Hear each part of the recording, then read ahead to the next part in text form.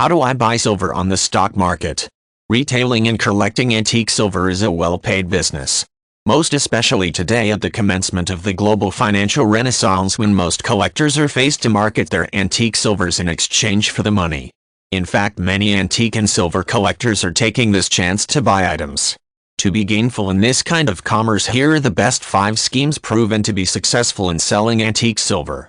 After hunting the house for antique silver pieces, you want to confirm the overall piece if it's been scratched over time. Certify if it can be fixed. If your silver is severely damaged, the chances of retailing it are quite low. On the other hand, if you still want to get rid of it, you may want to peddle it as scrap. Like other precious metals, antique silver also vary in fineness and rate. Establish the proportion of silver in your item and identify if your antique silver is sterling or plated.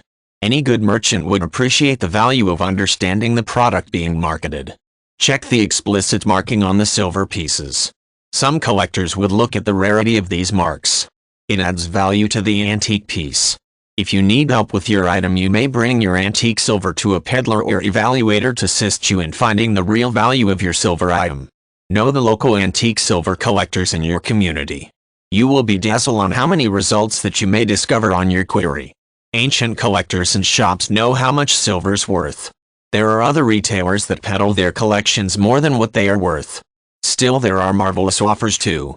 Browsing and probing may be time-consuming, but you'll have better choices and discounts. Those who love history will indeed esteem antique silvers. By and large, auctions are great places to discover silver antique pieces. Whereas some silver and antique collectors thought that purchasing an auction are worthless investments for their business. Maybe they find the items are pricey and not worth the money paid for.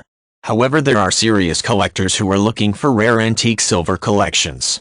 These serious collectors try to find connection with each of the items they look at. If they love the item, no doubt they will get it. Ancient silver auctions are profitable if your regulars are serious in collecting antique silver pieces. If you want rare antique silver items, go to garage sales. Some sell below the belt price and even give discounts.